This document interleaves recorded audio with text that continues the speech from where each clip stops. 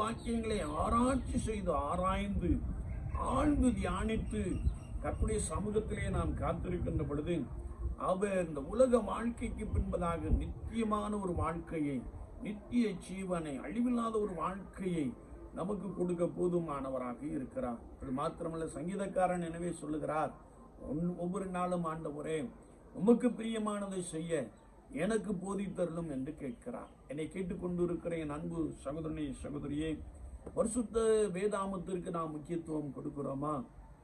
பரிசுத்த வேதாமத்தை நான் விருப்பத்தோடு கூட வாசித்து தியானிக்கிற ஒரு நபராய் காணப்படுகிறோமா? நம்முடைய பிள்ளைகள் வேதத்திற்கு முக்கியத்துவம் கொடுக்கிறார்களா? சற்று நாமே நிதானித்து ஆராய்ந்து பார்ப்போம்.